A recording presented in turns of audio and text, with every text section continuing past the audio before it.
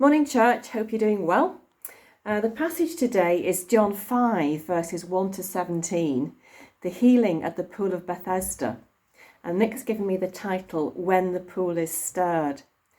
If you'd like to open your Bible to that passage, I won't be reading it just for time purposes, but I will be picking out key verses as we go along. So it's a pool at Bethesda where the sick would go for healing, the lame, the blind, deaf, you name it would go. And what would happen? An angel would come down, it says in the passage, and stir the waters. And if you got in when the waters were stirred, you were healed. Fantastic. There was a man there who'd been on a mat for 38 years and hadn't managed to get into the pool until his encounter with Jesus changed all that. And so I don't know why, but it reminded me of the James Bond catchphrase when Sean Connery would order his signature martini cocktail, shaken, not stirred. This passage has got nothing to do with alcohol or James Bond, you'd be pleased to hear. But this man in our passage certainly was in need of a bit of a shaking in order to get into the pool. And I think you'd agree, 38 years sitting on a mat is a long time. I thought 18 months during lockdown on my sofa, sitting on my sofa was a long time.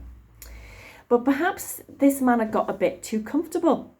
Perhaps he'd started his own life group around the pool. He'd got a set of friends. He'd perhaps started a coffee club.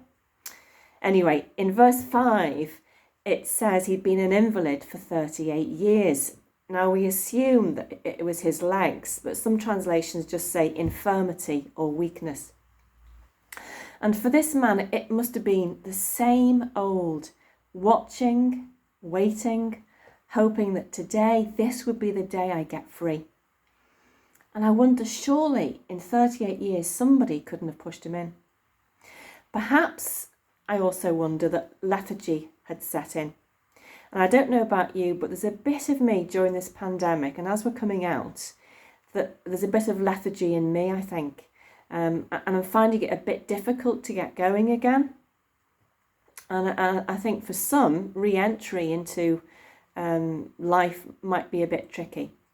And I certainly needed a bit of shaking and stirring to go into Liverpool last Saturday because I needed some trainers and they're a bit difficult to try on online, so I wanted to go and try them on.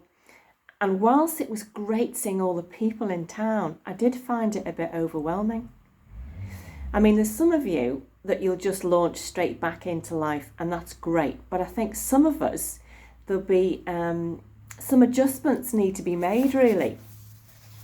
Anyway, in verse 3, it reads that Jesus singles this man out. It says from all the crowds that are there, all the sick people, he singles this man out. And he knew how long that man had been there. And Jesus knows how long you've been in your situation and what you've endured, and Jesus sees you.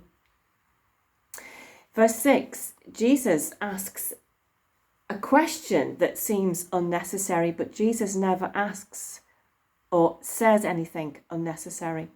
And he says this: do you want to be made well? Do you want to be made well? And here's the amazing thing. The man, you would think, would say, yes, of course I want to be made well. But instead, he starts listing excuses. Apparently no one had ever helped him.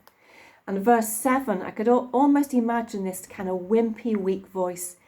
There's nobody to put me in the water. And he does what we nearly all do. He limits God's help. Jesus is standing in front of him.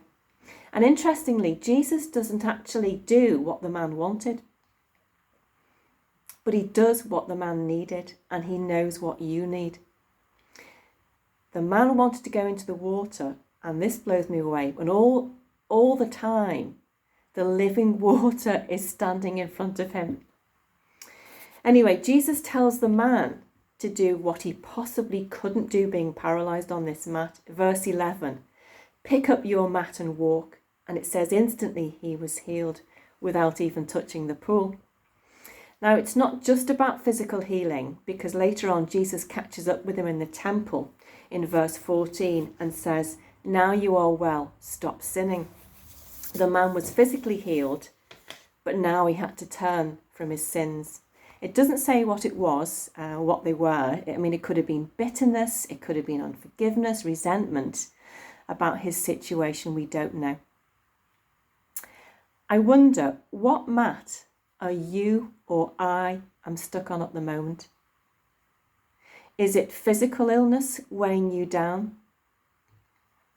And no matter how trapped you feel, God can still minister to your deepest need. Is it emotional? Is it a difficult family member relationship? Is it a difficult work colleague? Are you a student and finding it difficult with classmates? Is it bereavement that you just feel so raw today? You're being paralysed by your grief? Or is it spiritual? Has your faith got stuck? Well, if this is you, take heart. Just as Jesus saw the man in the crowd, he sees you. And he can help you stand above all those things that are paralysing you and are making you feel just a bit lethargic. Back to James Bond and his martini cocktail, shaken, not stirred. Well, not quite. Jesus doesn't want you to be shaken, but he does want your faith to be stirred, just as the man's faith was stirred so he could stand. And he doesn't leave his mat behind, if you notice. The difference is he carries his mat before the mat carried him. So Jesus today wants to stir you up and to give you hope.